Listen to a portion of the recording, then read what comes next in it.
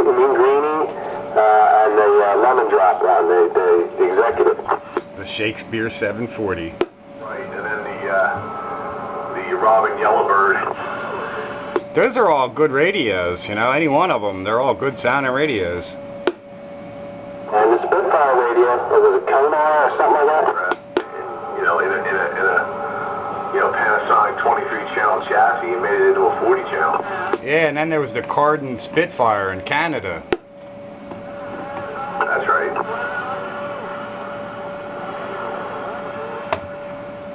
I mean, those radios right there are the last frontier of tubes. I don't think there was any more tube radios made for CB other than, geez, I don't even know. Because I think the D201s were done by then, and the Brownings. So yeah, they were like the last hurrah for vacuum tubes. Yeah, I think that Shakespeare 740 came out in like 79 or 80. Yeah, well, that whole design came out probably right at 77, 78. So, you know, anywhere around that time. But that was it. After that, you know, no more tubes. Well, luckily, they made a lot of them. It got way too expensive to make tube radios. Yeah, every once in a while, I look at the Gemtronics. They're all the same chassis, but it seems like the the Robins go for more money, but the Gemtronics you can probably squeak one by pretty cheap, and it's all the same chassis. So, kind of keeping my eye open. Okay. How do I back it down? Is that any better? Yeah, it's a little better. That mic's just a little on the bassy side for that radio. As the gate rolls. Yeah, Superstar Tornado mic, cheap mic. But I like the radio, T-bass. That radio would probably sound good with a D104 on it. It would balance out a little bit. I know, it's just about the wire adapter and I had to go to socket. No, come out here. Hey, where's that Maple Grove station, now that I got the gate rolling? Well, Maple Grove's right here. I'm glad you got her going on. So I'll be able to go on Grumpy's and check this out here in a couple days. I'll be able to hear what this pair of Simpsons actually doing down there. Come on.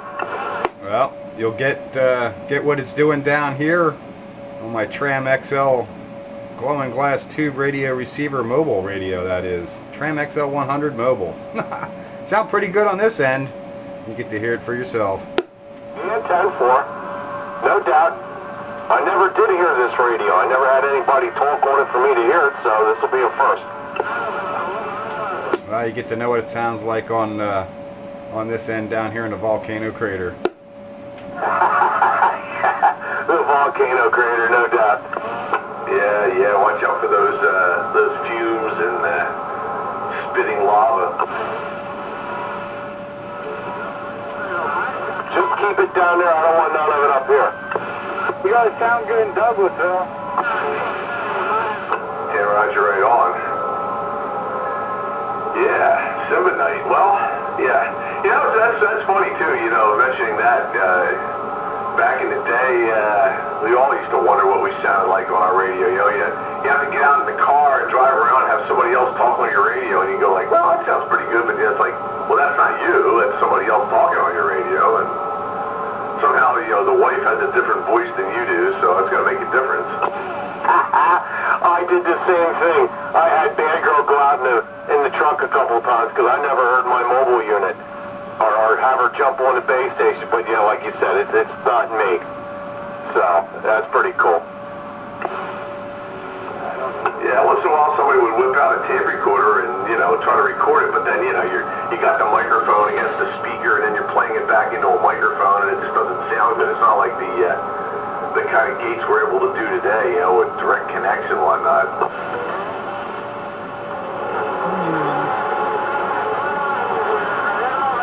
Yeah, I love those direct water gates right off the air, the Kenwood, the playback. You know, I use the recorder, the computer as the recorder. Those work out really well. Yeah, don't get much better than that. Oh, is it live or is it Memorex? I already fooled more than one person. I know. That's funny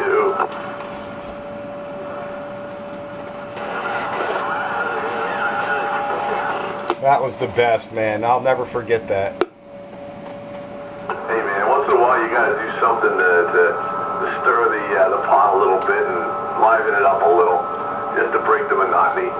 Even better, I had witnesses, so, you know, there was witnesses. That was so funny. I just pull up the next canned response, hold the conversation. Yeah, yeah. Yeah. Well, we had a guy back in the day that was kind of gullible. You could have probably fooled him with something like that. Yeah, I could think of a couple that I could fool, and then there's plenty of others that would catch on pretty quick, if not right away. There are a couple that could be fooled. Yeah, good old Dennis the Menace. One guy had him convinced he could use his electronic tachometer in his car as an S-meter. Yeah, well, I've used my digital multimeter as one. Oh yeah, well, you know. It was fun. Well, I wrote the story up for that one on the website. You can get it in good detail, but that was hilarious. I was pissing myself. It was so funny. The guy hadn't even going. You got to rev it up to 2,000 RPMs and then ask somebody for a count. See what they give you on a tachometer. Yeah, I could probably hold a conversation with the old Putz Patrol, that's for sure. Yeah, he was.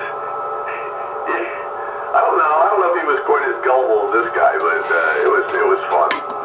And we got him again, like a month or two later. We told him, you know, we were talking one night, you know, about how, you know, water acts as a good ground plane and everything, and how, you know, you get out good if you're like on a, you know, some marshy soil and, you know, have a large body of water nearby and stuff like that. And then we said, well, you know, it's the water that matters, and you could probably get a, you know, put a bucket full of water in your under your mobile antenna in your trunk, and that'll help it get out better. And you know, he tried it. It's almost like the whole salt bucket thing.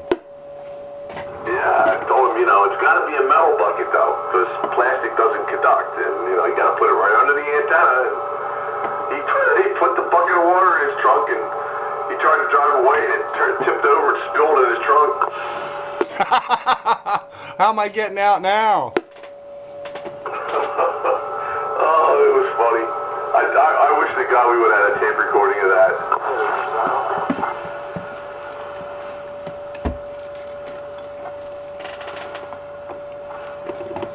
There certainly were some pretty good antics over the years. Yeah, we had one guy whose radio sounded real dirty and crappy, and somebody told him, you know, your radio just sounds dirty. You need to clean it. You need to soak it in a bucket of water. Radio sounds dirty. Wash it. Yeah. So he must have soaked it in a bucket of water, because we never heard him again. Those guys that were stored on boat anchors do that, you know. I took the Barker and Williamson out in the driveway and scrubbed it with a brush and soap and water. Dawn dish detergent. Hosed it off. My Midland 13885 was submerged in a basement flood once.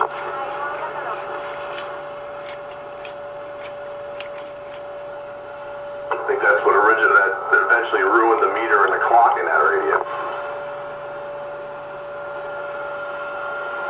I've seen some radios so coated in nicotine, like if somebody was craving cigarettes, they could lick that thing. Yeah, I've had radios that had such a thick layer of tar on there, and you got to use like crud cutter or something to spray on there, and now this brown goo comes leaking off of it. That 898 Midland that you have from me, Dave, that was like that. That thing was just, it was almost like you could almost peel it off. The nicotine and tar was so thick. Yeah, there's still a tinge of it on the channel selector. It almost gives it a goldish looking tint, you know, rather than silver.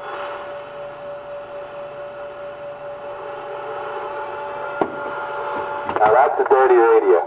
That thing was way dirty, but I could see that it would clean up, you know. It just, you know, as I'm cleaning it up, they'd just oozing off of it. It was nasty, but the radio cleaned up nice. Yeah, it did, because you really hardly can tell now. You know, I even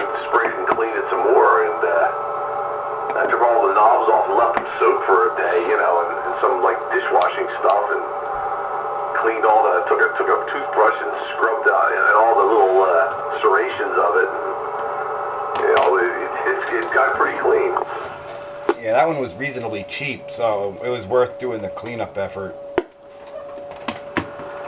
It's funny about that Midland. I mean, it's got some nostalgic value because I knew a couple guys that had them back in the day, and I used to operate on one of them. And it wasn't really a stellar performer, but it just, like I say, I kind of like the way it looked, and it kind of reminds me of the times we had back then.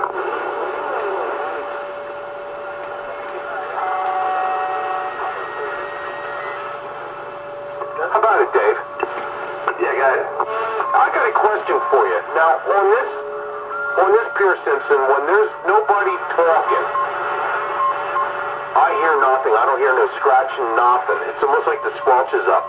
Is that the way they are, or does something need to be adjusted on this? It sounds like maybe there's an RF gain control pot. There's a couple of pots inside there for RF gain or AGC that might have to be adjusted. Because mine, if nobody's talking, I still hear a faint background hiss. It's not dead quiet like you're describing.